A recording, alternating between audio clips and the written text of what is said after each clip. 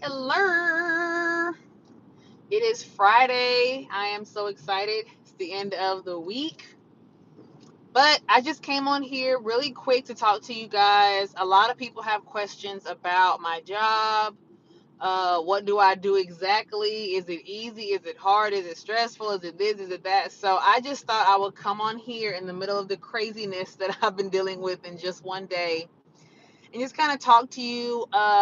If you're considering having your own Airbnb, or if you do have one and you want to expand, I'm here to basically just talk to you about the things that can happen when you do decide to expand. Hey, so today, for example, I mean, it just went crazy fast. Like it was calm, and then it just went boop boop boop. Like it just went up.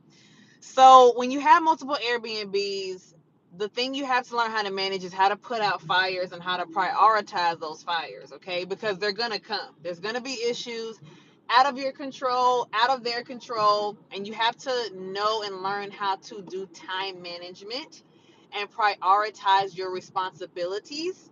I had to put a few things to the side to get some other stuff done, so I can talk about that shortly.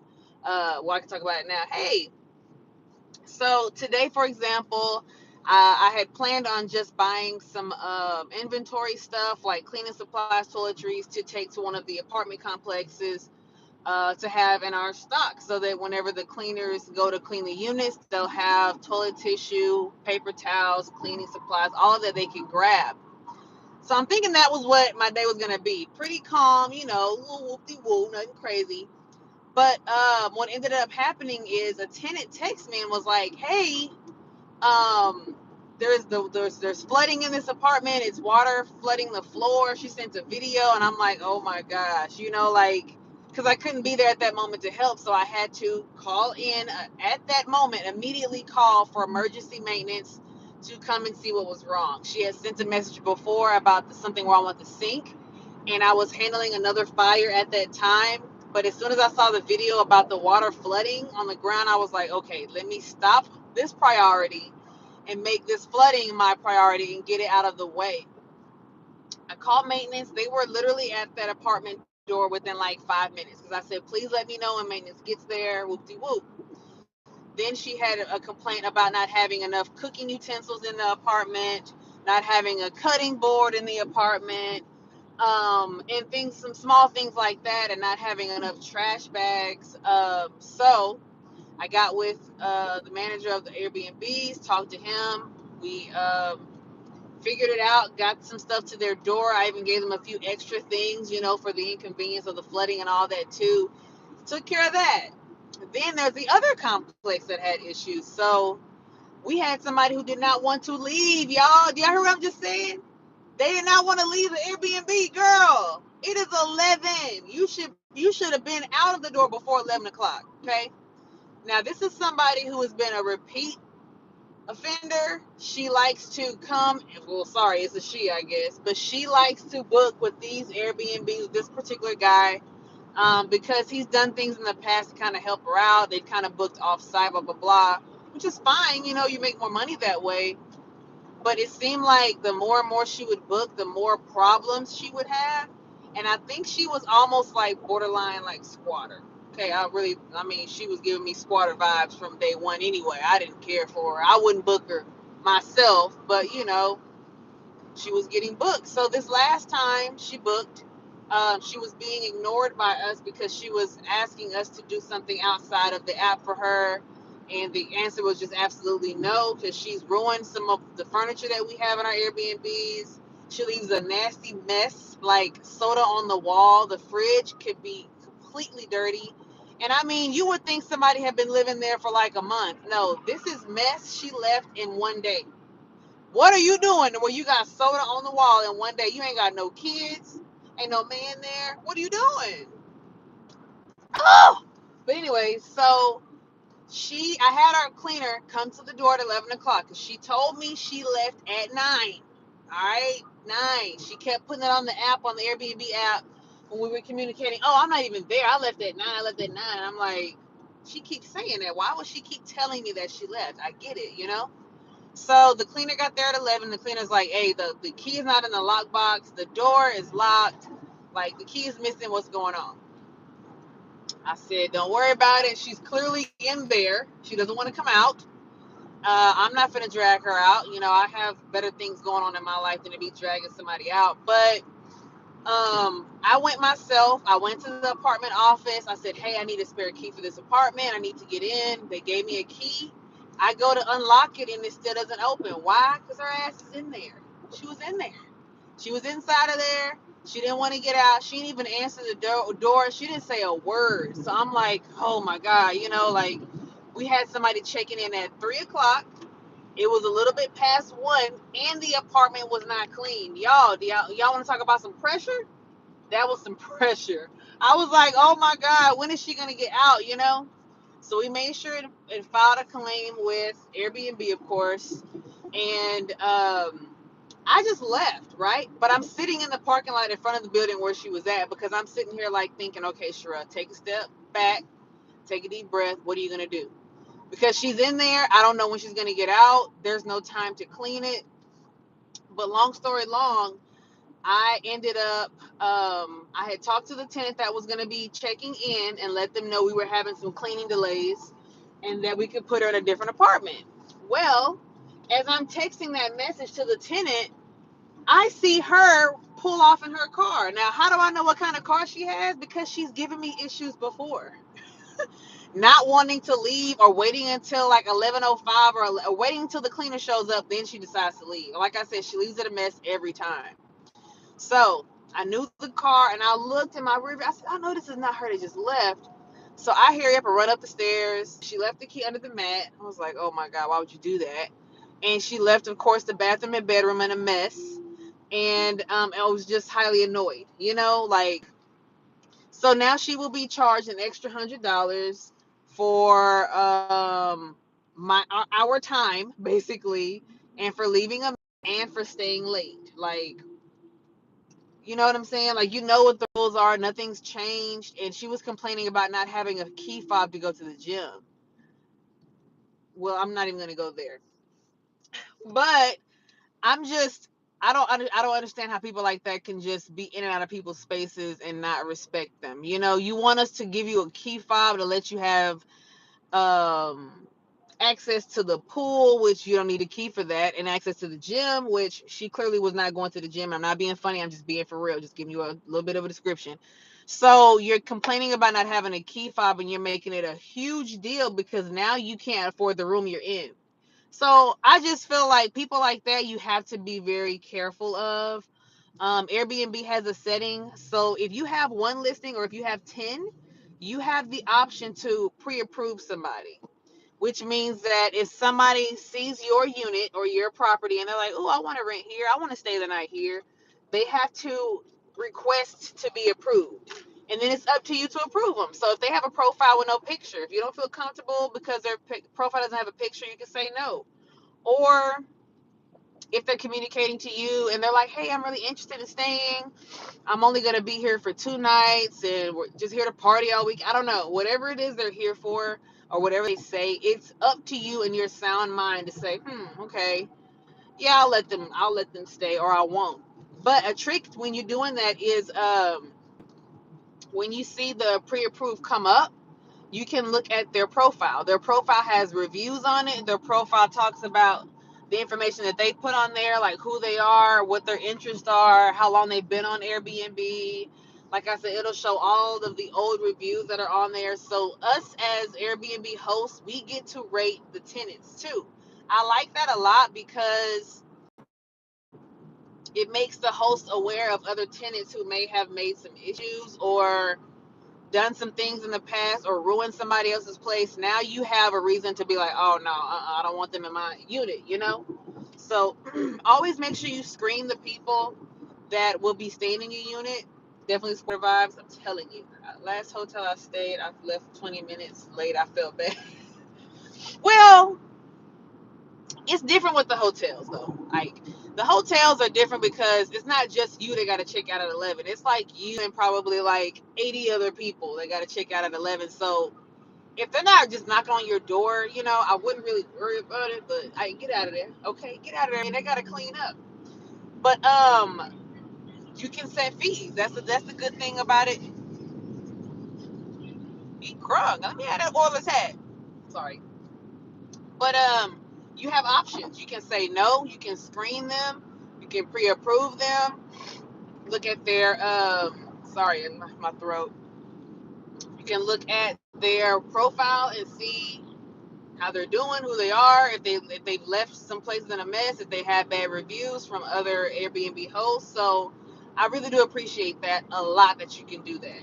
So beware. It's been a crazy day today, and then I had to go back to the store again and take another tenant some other stuff that they said they wanted utensils to cook with, like the large utensils, large spoons, the large everything, spatula, and all that kind of stuff. So I had to go back to the store again, pick those items up, and then take them to this apartment. So I've been like back and forth between two apartment complexes today, banging on doors, trying to get somebody to get out, trying to squat. Then I had the other person who had a freaking mini flood in her kitchen. And when she was complaining about this flood, y'all, she hadn't even paid. Her boyfriend, whoever was supposed to be paying for them to stay there, he was not paid for today. So my supervisor, or whatever you want to call him, my boss, was like, don't tell her she needs to leave, and you can't give her anything because she's not paid to stay there. So hour later they were paid. So I was like, you know what, let me get this out the way because it's not something I want to do on Saturday. Let me go get some stuff for her, and hopefully she'll be happy with that. So yeah, now I am finally on my way home. My personal Airbnb is doing really, really well. Yay! So I've had now 2 tenants to stay in my apartment. Um, my apartment is brand new, meaning that, oh my lord, meaning that no one has ever occupied it before. Like, it's a brand new apartment. It is definitely a brand new complex, and it's nice and shiny and new. It's mine. It's mine. Thank you. Thank you. Thank you. Thank you. So I've had one tenant stay, and he was supposed to book for 2 nights, but he only stayed one. And then I have a tenant in there right now, and she actually booked an extra night. So I have her booked for it. So I have it booked now until Sunday morning. So if somebody wants to book for Sunday and beyond, they are more than happy to. I'm more than okay with them doing that. But I only had one issue, y'all. I had my first tenant. I had a freaking issue, but it wasn't my fault. It was really out of my control. This car is driving crazy in front of me, y'all. So let me break it down real quick. So he stayed for 2 nights. It was hard to communicate with him because I guess he was very busy at work and was unable to really talk on the phone like that or text. Y'all, I'm gonna drink this freaking Sunny D. Hold on, y'all. My throat is like dying. Sunny D. I'm too old for that, but it was good. So what happened was he came in late at night. My apartment complex does not play when it comes to towing cars, so we have to register the cars, right? So I go to try to register his car, and I'm like, hey, send me the information for your car. It took him a long time to reply to me, and I was like, man, if you get there and you don't tell me your information and your car gets towed, I'm not liable, man. I am not liable.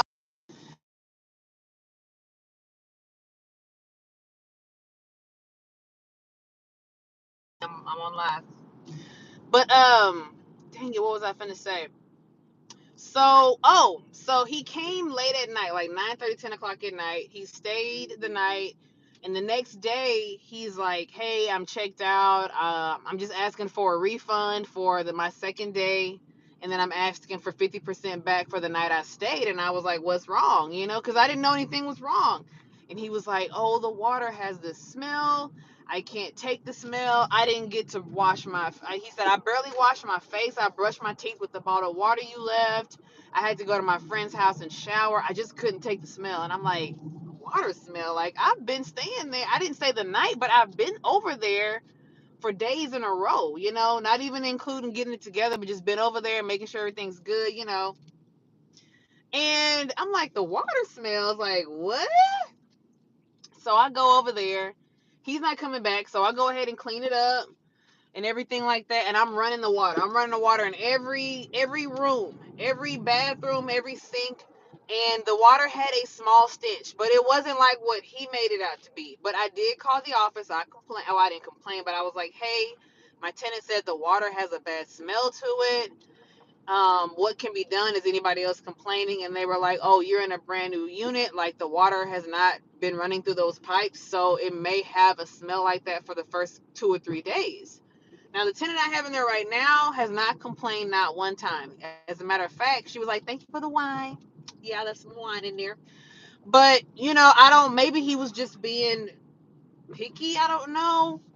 But he didn't leave my place in a mess at all. Like, it was still near spotless the way I left it. So, it wasn't a problem. He asked for a refund. I said, I'll refund you for the night you didn't stay. But he never replied back. So I had to keep that day blocked because it looked like he was still there when he never requested a refund. So at this point, it's too late. His time to request a refund is up, and I've already actually been paid out from his stay. So I don't know. If he come back, I'm gonna be like, bro, that's old news, man. That's old news. I offered to tell you that I could do a refund, and you're like, like no, sir, you're too late. So there's that. But aside from that, I have my second tenant in there now. So I have booked 1, 2, 3, 4, 5 nights in my Airbnb. In the first week that I put it live, I've already booked 5 nights, and I pretty much have a quarter of my rent to pay for the month. So make sure you look into that. Make sure you take accountability of the days that are being booked, all of that good stuff, because that will let you know how much money you need to be making per week or per day or per unit in order to make rent and be able to pay the bills for the apartment, because the bills are not going to stop billing. They're going to be still billed right there, right in your face. So make sure you keep a really close eye on that. Another really good trick, just telling y'all before I get off of here, is when you have your own Airbnb and you're looking and nobody's booking on the weekdays, right? You're like, oh my gosh, it's Tuesday, nobody's booking. Like, the weekdays are the hardest days to book, period. One thing you can do, which my supervisor does, and I've seen it on a lot of videos too, they say to change your prices. Now, they're not saying devalue your room or your unit, or, take away the worth of it, and hey, mark it down to $40, nobody's booking. But just go in there and kind of teeter totter and play with the prices a little bit. Maybe go down $5 at a time and do it multiple times a day.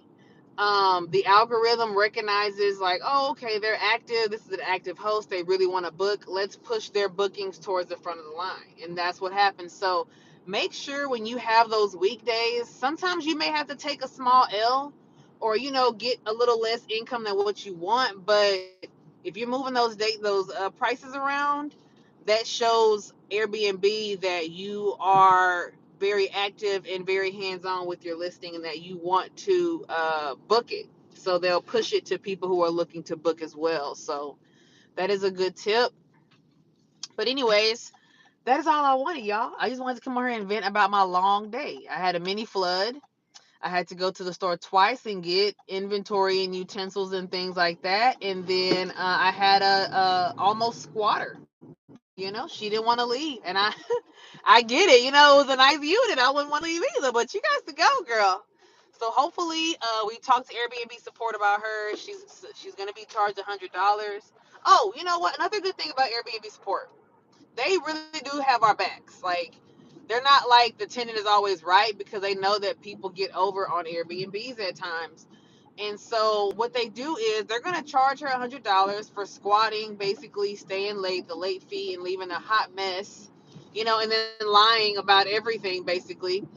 And what's going to happen is Airbnb is going to give us our money, right? They're going to give us our money on our end, and they're going to chase her down and make sure that she makes the payment, whether they have to take it from out of her card automatically. I don't know, but Airbnb is like, here, you can have your money. We'll fight the battle here. We got the rest of this ourselves. So kudos to Airbnb. They're great. But anyways, I am almost home finally, and I'm done. I just wanted to talk to you guys about how crazy my Friday was today. But yeah, I never go live anymore. I don't know why. I guess I don't have time. I'll be running around, y'all. I'm driving. This is really bad. I'm like risking my life for you guys. But anywho, that is all I just want to tell you about my crazy day today. And woo-wee, man, I'm just glad it's coming to an end now. But I will continue to let you guys know how my Airbnb does and also with my job as an operations manager.